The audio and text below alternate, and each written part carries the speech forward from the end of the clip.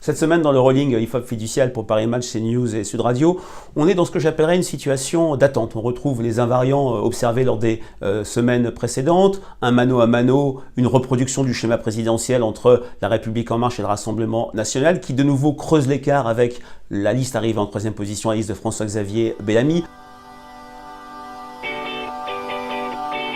Pour autant, nous sommes dans une attente, dans une double attente. D'abord, les effets de la sortie du grand débat sur le rapport de force électorale. On voit à quel point il y a une sorte d'attente sceptique mêlée de critiques de la part des Français. Est-ce que ce grand débat n'est pas une tromperie? Est-ce que ce n'était pas une occasion pour le gouvernement, une opportunité pour gagner du temps? Les résultats concrets, la sortie du grand débat ne pourra pas ne pas impacter le rapport de force électorale. D'autre part, nous attendons l'effet potentiel ou l'absence d'effet lié au premier débat télévisé sur France 2 et France Inter. À partir de demain, mardi, l'ensemble de l'échantillon du rolling aura été exposé à ce débat. Soit les Français auront vu ce débat, soit ils en auront entendu parler et sans doute on pourra mesurer les premiers impacts sur le rapport de force électorale.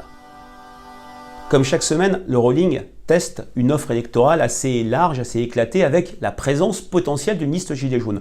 Nous avons aussi testé cette semaine une offre électorale sans liste gilet jaune. La semaine dernière, sans liste gilet jaune, le Rassemblement National arrivait en tête. Cette semaine, cela ne change pas le rapport de force électorale. C'est lié bien sûr à la baisse assez nette des intentions de vote en faveur de la liste gilet jaune. On est passé de 5% à peine 3%. On est maintenant sur une logique d'émiettement du potentiel électoral de la liste gilet jaune. Les Debout la France, le Rassemblement National, la France Insoumise en gagnent un demi-point.